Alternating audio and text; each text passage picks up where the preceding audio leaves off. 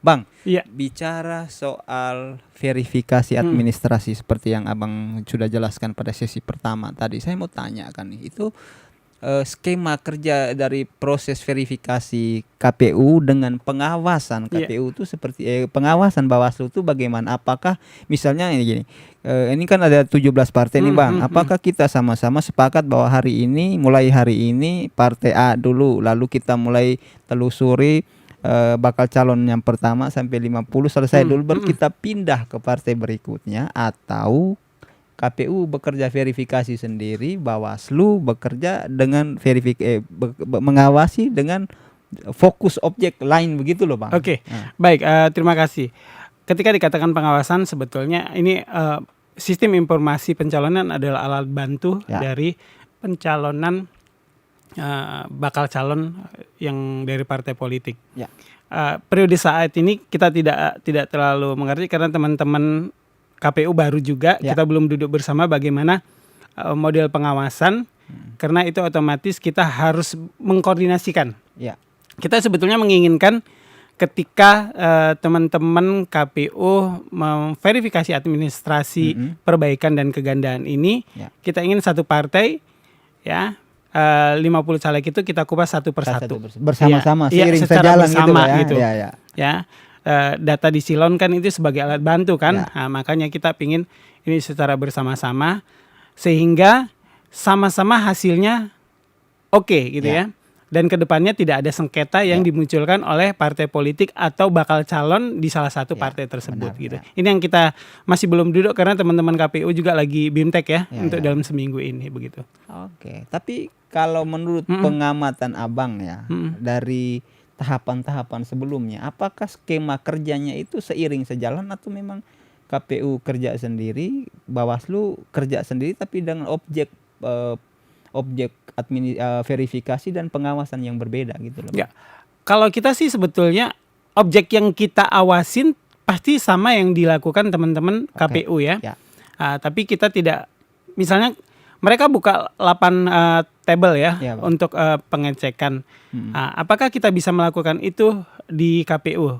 Kalau periode sebelumnya memang kita tidak bisa dengan kondisi ruangan yang memang tidak mendukung, otomatis ini menjadi sedikit kesulitan. Di satu sisi, yang kemarin waktu awal pendaftaran calon, pencalonan itu, silon memang tidak kalau maaf aja bahasa saya tidak berfungsi maksimal untuk kami, hanya sebatas viewer. Jadi tidak bisa melihat secara detail sampai syarat-syarat tersebut gitu. Nah, makanya itu untuk hal tersebut kita melakukan pengawasan melekat, walaupun tetap kita tidak bisa memoto karena memang ada beberapa hal data-data pribadi yang dikecualikan. Informasi yang dikecualikan yang tidak bisa dipublis begitu.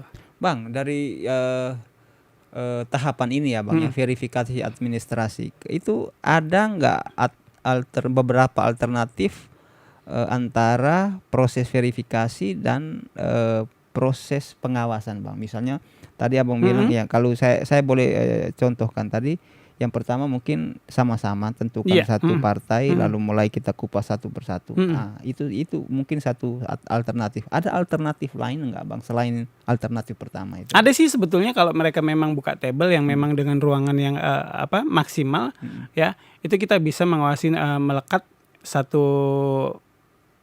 verifikator dengan kita tim Bawaslu, Atau yang ketiga adalah data atau sistem informasi pencalonan ini bisa kita akses lebih baik lagi sehingga lebih memudahkan kita dalam proses pengawasan gitu. Kalau menurut Abang sebagai Bawaslu pengawas Bang, itu yang lebih efektif dan kurang case atau errornya itu di alternatif yang mana?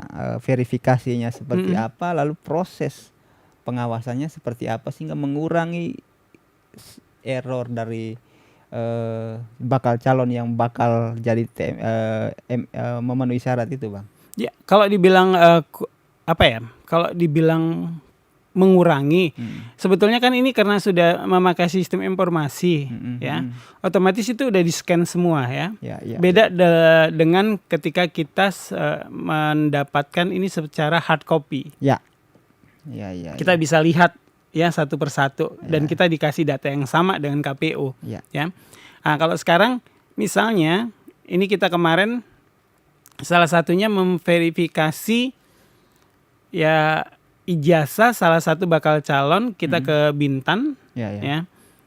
Karena ijazahnya itu ijazah persamaan tingkat SMA memang dibolehkan ya, tidak ada masalah. Legalisirnya ini legalisir amat sangat lama karena hampir 20-an tahun kalau saya tidak salah kemarin itu. Ini kan kita lihat apakah ini memang benar-benar kita cross check dengan dinas pendidikan yang ada di Bintan. Kalau sebelumnya ini kan dinas pendidikan Kepulauan Riau dalam artian Kabupaten Kepulauan Riau sebelum kita dimekarkan. Nah, otomatis kita ke disdik provinsi dulu, disdik provinsi mengkomunikasikan karena ini di salah satu kecamatan di Bintan kita ke situ. Ya. Ada juga misalnya yang memang terbaru dia dilegalisir terbaru, kita komunikasikan ke cabang Dinas Pendidikan Provinsi Kepri yang ada di Kota Batam. Begitu juga. Ada juga misalnya karena kan otomatis ada ini kayaknya hampir ada kecurigaan kita, benar nggak? Kita harus verifikasi langsung ke lapangan. Misalnya kemarin ke beberapa tempat gitu ya, ke sekolah-sekolah gitu. Ya, ada juga kan kepala sekolahnya berganti-ganti bisa saja ya, karena mereka kan PNS atau kepala sekolah kan tidak seumur hidup gitu. Jadi ya otomatis dia cross check data-data mereka begitu. Alhamdulillah yang kita cek itu rata-rata alhamdulillah kepala sekolahnya memang banyak yang baru-baru tapi data di sekolahnya ada. Jadi memudahkan kita untuk meng-cross check hal tersebut begitu.